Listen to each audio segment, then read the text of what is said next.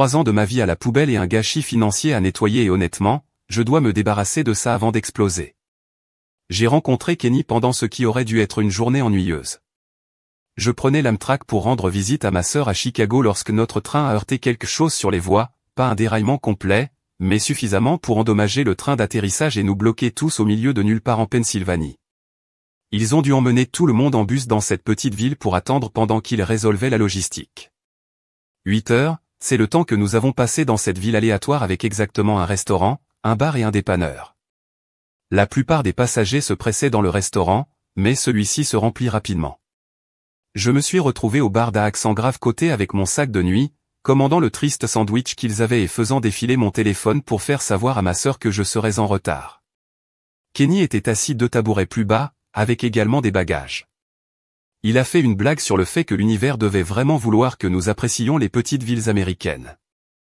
J'ai ri. Il était mignon, grand, avec des cheveux blonds foncés en désordre et de jolies mains. J'ai toujours été amateur de belles mains, idiot. Nous avons commencé à parler et avons découvert que nous nous dirigions tous les deux vers la même zone générale. Il passait un entretien pour un poste et a déclaré qu'il en avait assez du travail en entreprise et qu'il voulait construire quelque chose de significatif. Je lui ai dit que je travaillais dans la logistique, pas glamour mais stable. Après quelques heures de conversation et quelques bières, nous avons échangé nos numéros. Je ne pensais pas qu'il en résulterait grand-chose, à vrai dire. Mais il a envoyé un texto le lendemain et nous nous sommes retrouvés pour prendre un café. Quand je suis revenu de l'interview de mes sœurs à laquelle il allait. Il n'a pas obtenu le poste, mais il en avait un autre en attente, a-t-il dit, et un autre après cela. Toujours quelque chose de grand à l'horizon, toujours presque l'opportunité parfaite. Cela ne me dérangeait pas au début. Le marché du travail est nul et il était charmant. Les 6 mois de son bail touchaient à leur fin, mon logement était plus grand, plus proche du centre-ville et honnêtement, je payais déjà la plupart de nos soirées en amoureux de toute façon, car ses fonds étaient temporairement serrés jusqu'à ce qu'il décroche son prochain concert. Quand il a suggéré d'emménager ensemble, cela semblait logique. C'est là que les choses ont commencé à changer. Le premier mois, il a payé sa part du loyer à temps. Au 2e mois, il était en retard d'1 semaine. Au 3e mois, il avait toute cette histoire sur le retard d'un chèque provenant d'un projet indépendant, mais il couvrirait certainement le loyer du mois prochain plus ce qu'il devait. Je n'ai pas poussé. Je pourrais gérer le loyer tout seul. C'était serré mais faisable, et Kenny était à la maison toute la journée pour réseauter et construire son portefeuille. Donc au moins l'appartement était propre et le dîner était généralement prêt. Quand je suis rentré à la maison, je me suis dit que c'était temporaire.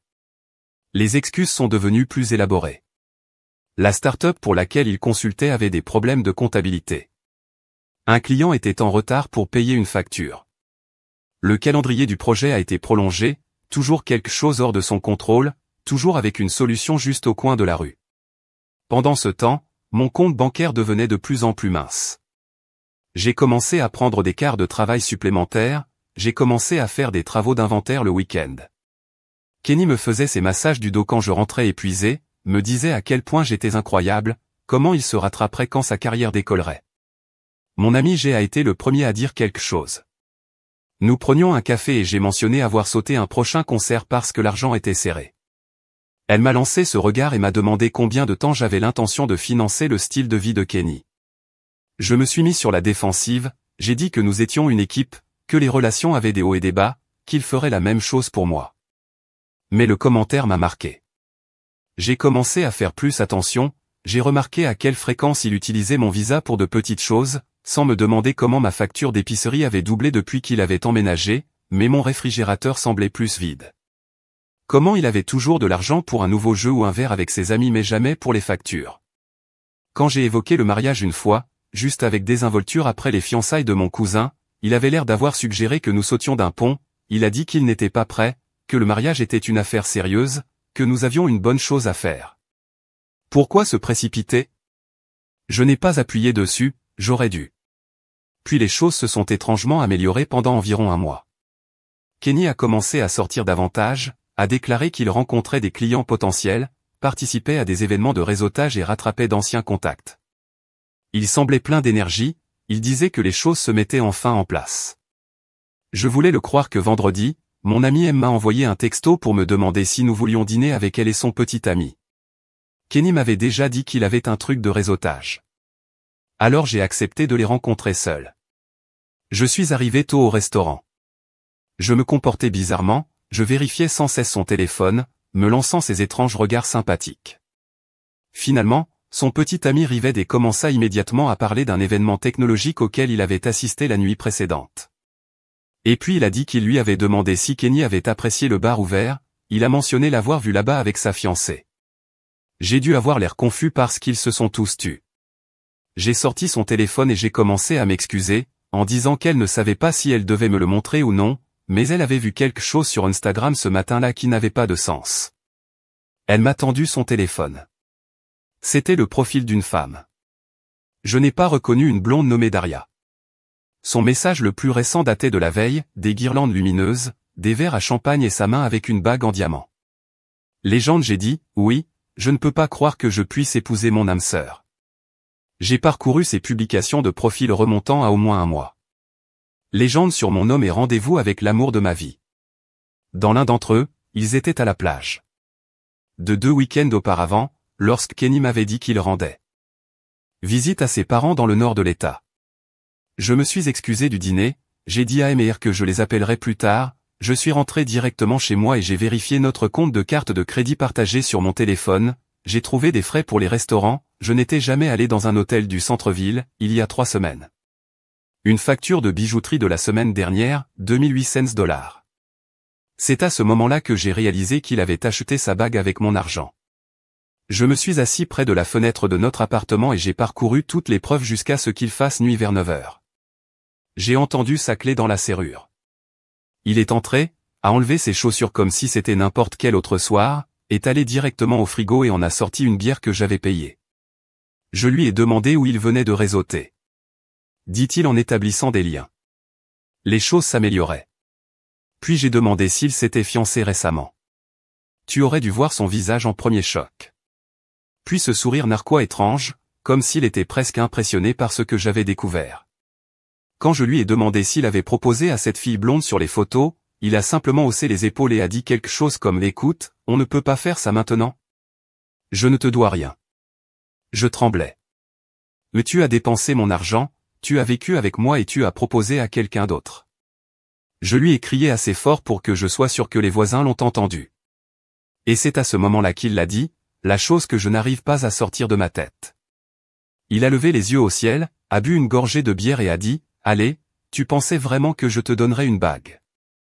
Tu es le genre de fille dont les hommes se contentent lorsqu'ils échouent. » Je n'ai pas échoué. Je ne me souviens pas avoir décidé consciemment de le frapper. Mais soudain, mon poing toucha durement sa poitrine. Il recula en trébuchant, renversant de la bière sur sa chemise. Avant qu'il ne puisse récupérer, je l'ai giflé au visage, lui laissant une marque rouge sur la joue. Je lui ai dit de sortir pour faire ses valises et partir. Il a essayé d'argumenter, a dit que je réagissais de manière excessive.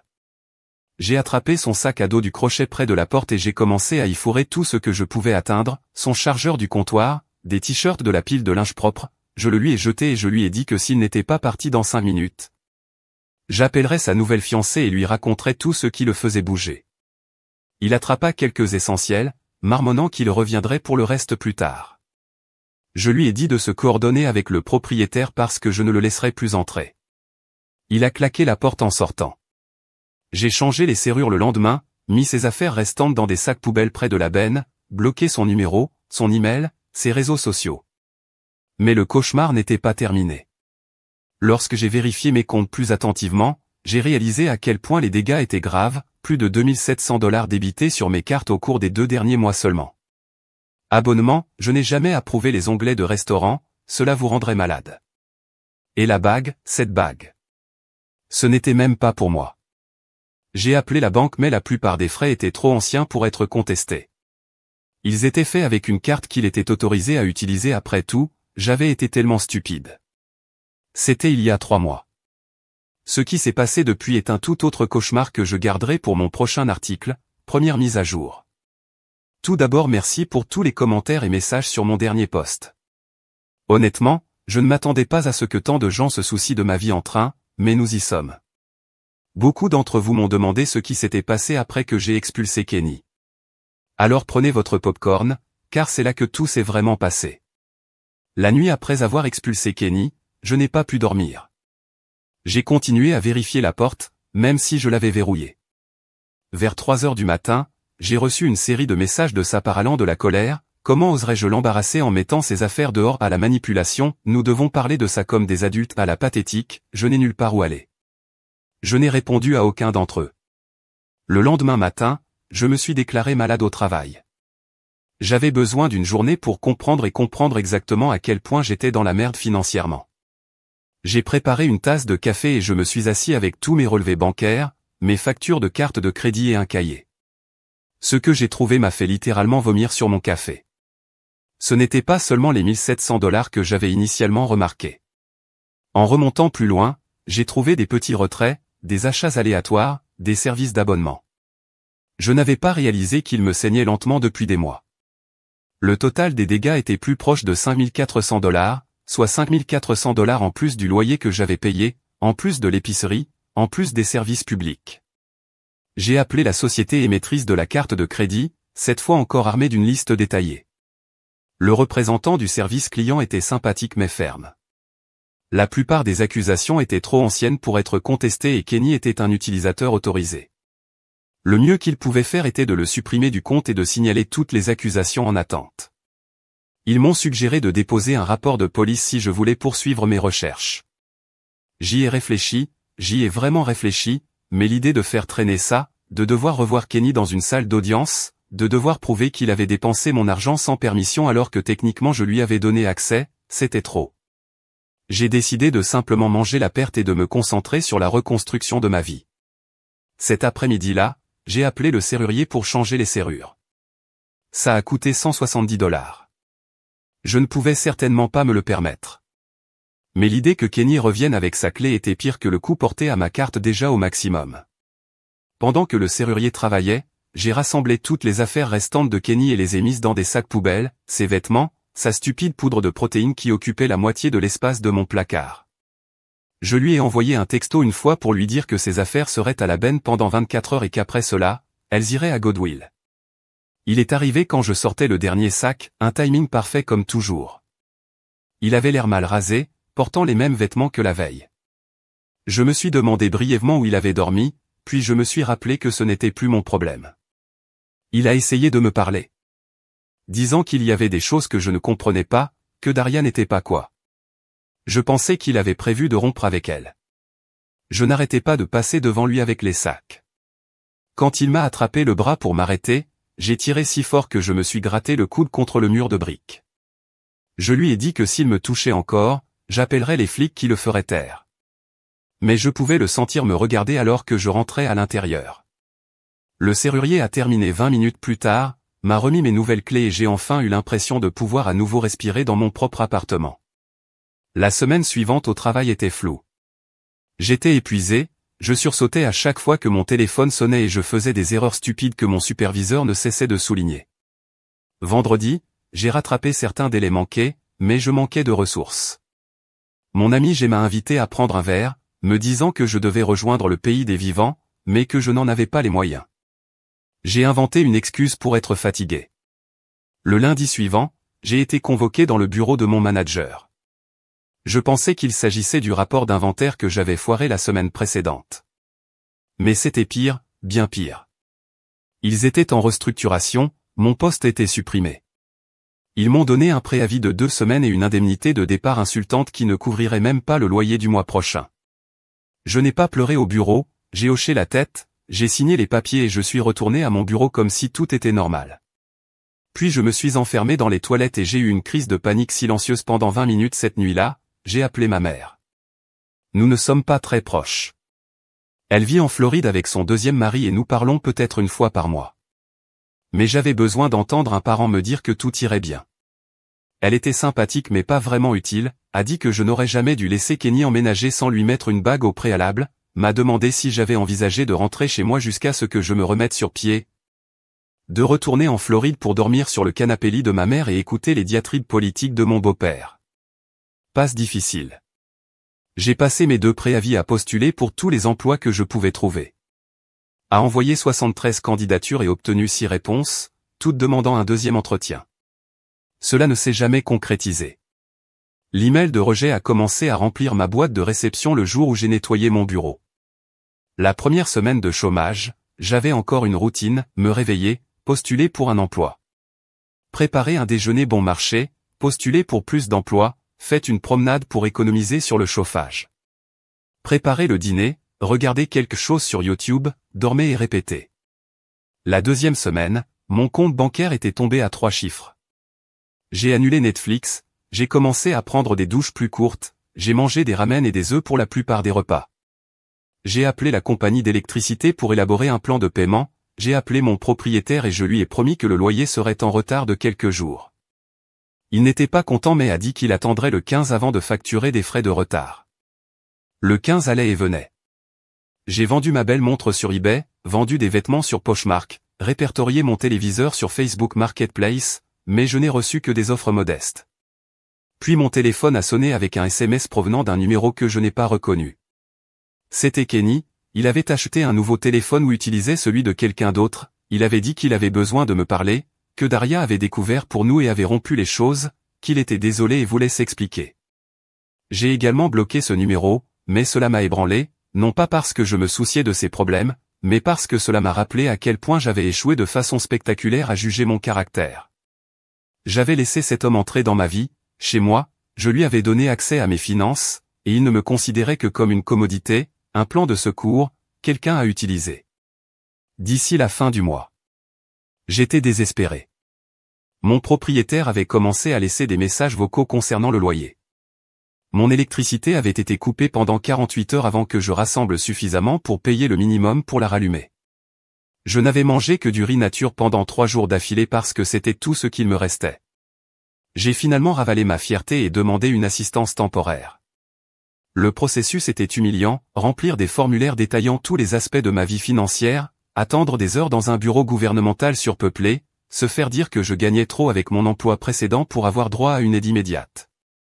Ils m'ont plutôt donné une liste de banques alimentaires. Le lendemain, je suis allé dans un de ces endroits, j'ai fait la queue avec ma pièce d'identité et mon justificatif de domicile, j'ai accepté une boîte de conserve et du pain presque périmé avec un sourire qui risquait de me fendre le visage, je l'ai ramené chez moi dans le bus, avec l'impression que tout le monde me regardait, même si personne ne s'en souciait. Ce soir-là, j'ai reçu un email. Il s'agissait d'un petit entrepôt qui avait besoin d'une aide temporaire pendant sa saison chargée. Le salaire était inférieur à la moitié de ce que je gagnais, mais c'était quelque chose. J'ai répondu immédiatement, j'ai eu un entretien téléphonique le lendemain matin et j'ai commencé le lundi suivant. Le travail était physiquement brutal, 8 à 10 heures debout pour soulever des cartons, scanner l'inventaire, travailler dans un froid glacial ou une chaleur étouffante selon la section de l'entrepôt à laquelle j'étais affecté, mes mains développaient des callosités. Mon dos me faisait constamment mal et je rentrais à la maison trop fatigué pour même penser à postuler pour de meilleurs emplois. Mais j'ai gagné assez pour payer une partie du loyer, pas encore la totalité, mais mon propriétaire a accepté une autre prolongation à condition que je paie les frais de retard. Puis un soir, je suis rentré à la maison et j'ai trouvé un avis d'expulsion collé à ma porte. Apparemment, mes paiements partiels ne suffisaient plus. J'avais 30 jours pour payer intégralement ou quitter les lieux. Je me suis assis sur le sol de ma cuisine et j'ai juste regardé le journal, trop engourdi pour même pleurer. C'est à ce moment-là que mon voisin a frappé. Elle avait vu l'avis et m'avait entendu entrer, elle m'avait demandé si j'allais bien. Ce n'était évidemment pas le cas, mais j'ai menti et j'ai dit que j'allais bien. Elle a hésité puis m'a demandé si je cherchais un colocataire. Sa cousine. Rosalie avait besoin d'un endroit où rester quelques mois pendant qu'elle économisait pour son propre appartement. Si nous partageons le loyer en 3, cela pourrait convenir à tout le monde. Je n'avais jamais dit plus de 10 mots à cette voisine auparavant, mais à ce moment-là, elle aurait tout aussi bien pu être un ange. J'ai dit oui immédiatement. Rosalie a emménagé 2 jours plus tard. Elle était silencieuse, payait sa part d'avance en espèces et ne me posait pas de questions sur les raisons pour lesquelles je ne mangeais parfois que du riz au dîner. Nous n'étions pas vraiment amis, mais nous coexistions paisiblement dans cet appartement de plus en plus déprimant. Grâce à la contribution de Rosalie, j'ai réussi à rembourser suffisamment d'arriérés de loyer pour arrêter le processus d'expulsion. J'étais toujours noyé sous les dettes de carte de crédit, je travaillais toujours dans un emploi payé à peine au-dessus du salaire minimum, je mangeais toujours comme un étudiant pendant la semaine des examens, mais je n'étais pas sans abri et cela comptait pour quelque chose. Puis un jour, environ 3 mois après avoir expulsé Kenny, je me précipitais pour prendre le bus pour me rendre au travail lorsque je suis entré en collision avec quelqu'un sur le trottoir. J'ai trébuché en arrière, marmonnant des excuses sans lever les yeux. Puis j'ai entendu mon nom. C'était Kenny, debout là comme s'il m'attendait. Il portait un uniforme de restauration rapide, du genre avec un polo et une visière hideux. J'ai essayé de le contourner mais il m'a gêné, m'a dit qu'il avait essayé de me joindre, qu'il avait besoin de me parler, qu'il avait fait une énorme erreur. J'ai remarqué que son téléphone était un modèle ancien, pas le dernier iPhone qu'il avait toujours eu avant Karma, je suppose. Je lui ai dit que j'étais en retard au travail et je l'ai dépassé. Il m'a appelé pour me dire qu'il reviendrait, qu'il arrangerait les choses. Je n'ai pas regardé en arrière, j'ai juste couru vers le bus et je suis arrivé juste au moment où les portes se fermaient. Cette nuit-là, je n'ai pas pu dormir, non pas parce qu'il me manquait ou parce que je voulais qu'il revienne, mais parce que j'avais peur qu'il ait découvert où j'habitais et qu'il réapparaisse. J'ai coincé une chaise sous la poignée ou la porte de ma chambre, même si je savais que c'était paranoïaque. Le lendemain matin, il y avait une lettre dans ma boîte aux lettres. Pas de tampon, juste mon nom défilait sur le devant. J'ai immédiatement reconnu l'écriture de Kenny. Je ne l'ai pas ouvert, je l'ai juste déchiré et j'ai jeté les morceaux dans différentes poubelles en me rendant à l'arrêt de bus. Mais je savais qu'il n'abandonnerait pas si facilement et j'avais raison. Deuxième mise à jour, merci pour tous les commentaires de soutien. Les lire pendant mes trajets en bus pour me rendre au travail a été l'un des rares points positifs ces derniers temps. Certains d'entre vous ont demandé plus de détails sur ce qui s'est passé après que Kenny ait recommencé à réapparaître. Donc voilà rien. Après avoir déchiré la lettre de Kenny, j'ai pensé qu'il comprendrait peut-être que ce n'était pas le cas. Pendant les 2 semaines suivantes, je l'ai repéré au hasard en face de mon immeuble, à l'arrêt de bus près du travail, une fois même à la laverie automatique où j'avais commencé à me rendre parce que les machines de notre immeuble étaient trop chères. Il ne m'a jamais approché directement, il a juste regardé. Parfois, il me faisait signe ou essayait d'attirer mon attention. Je ferais semblant de ne pas le voir et je marcherais plus vite. Mon travail temporaire dans un entrepôt s'est rapidement transformé en cauchemar. Les managers n'arrêtaient pas de prolonger les quarts de travail sans préavis, donc je venais en espérant travailler 8 heures et je finissais par y rester 12 heures. Mes pieds étaient constamment enflés et j'ai développé cette douleur aiguë dans le bas du dos qui ne disparaissait jamais vraiment. Mais je ne pouvais pas me permettre d'arrêter, alors j'ai juste pris tout l'ibuprofène que je pouvais trouver dans l'appartement et j'ai continué. Rosalie l'a remarqué une nuit. Je suis rentré à la maison et je ne pouvais littéralement pas me tenir droit.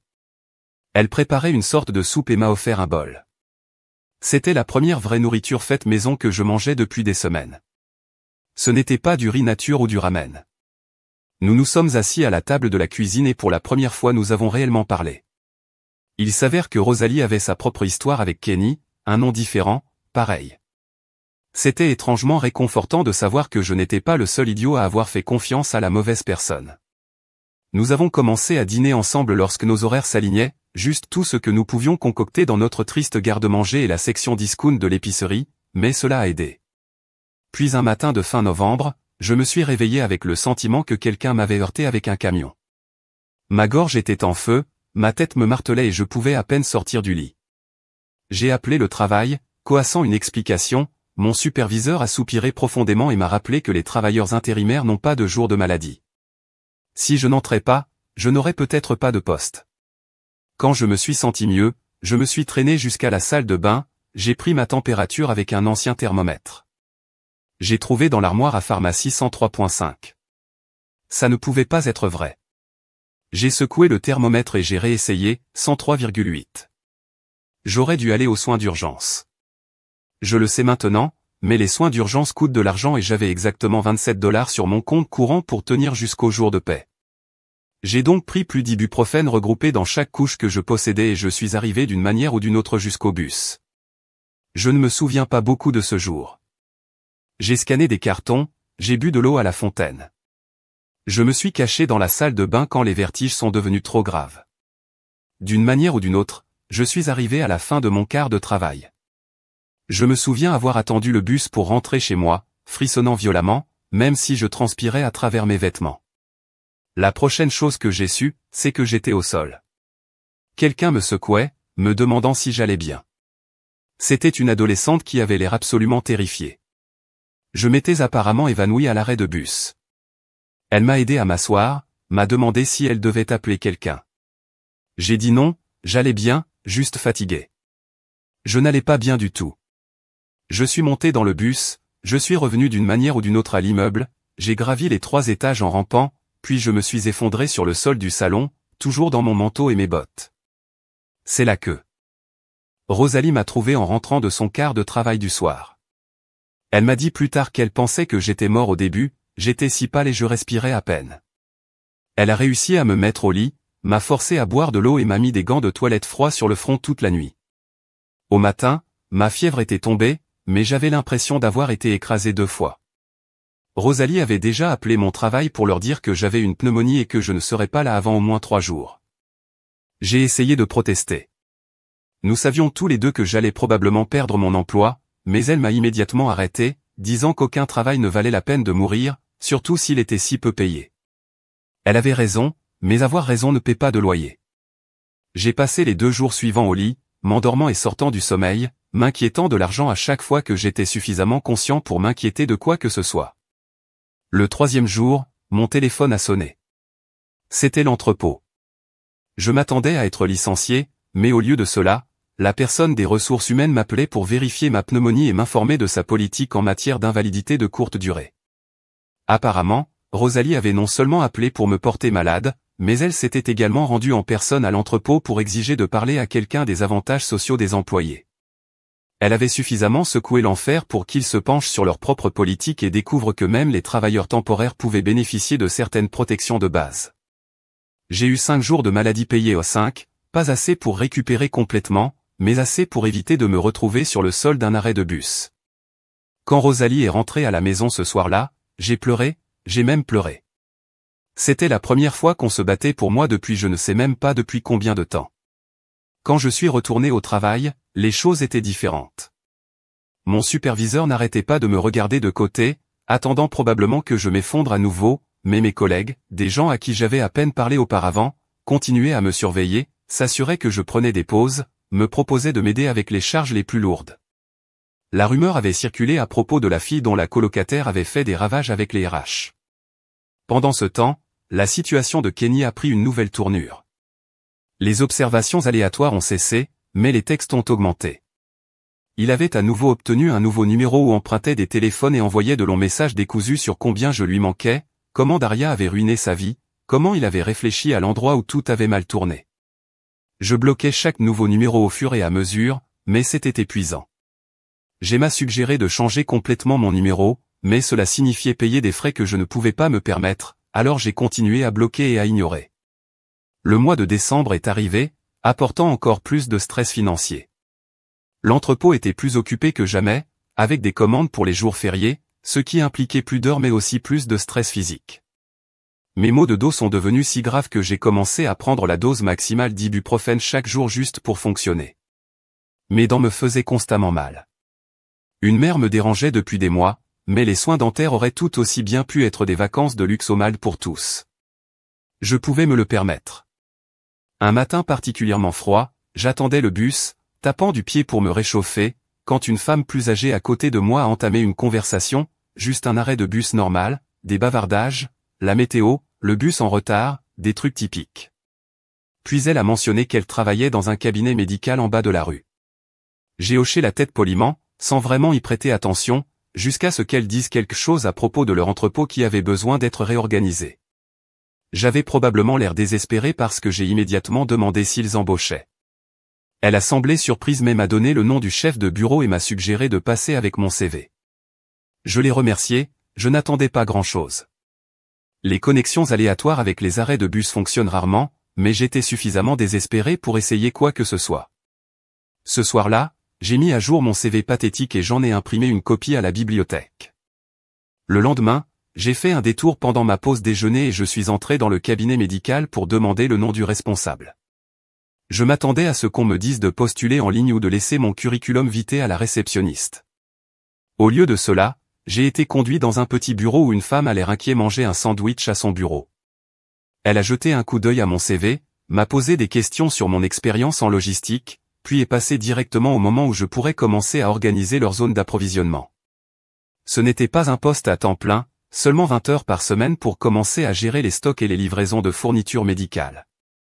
Mais cela payait 3 $ de plus de l'heure que l'entrepôt, les horaires étaient flexibles et cela impliquait de réelles compétences plutôt qu'un simple travail physique. J'ai accepté sur le champ. Au cours des semaines suivantes, j'ai occupé les 2 emplois, le matin au cabinet médical et le soir à l'entrepôt. C'était brutal, mais pour la première fois depuis des mois, j'ai pu payer mes factures à temps. Je rentrais à la maison épuisé, je mangeais tout ce que Rosalie avait préparé. Elle s'était mise à cuisiner pour nous deux. Lorsqu'elle a réalisé à quel point ma santé s'était détériorée et que je m'étais effondré à la mi-janvier, j'avais économisé suffisamment pour quitter le travail dans l'entrepôt. Mon dernier jour, je n'ai ressenti que du soulagement. Alors que je rendais mon badge, mon superviseur semblait véritablement surpris.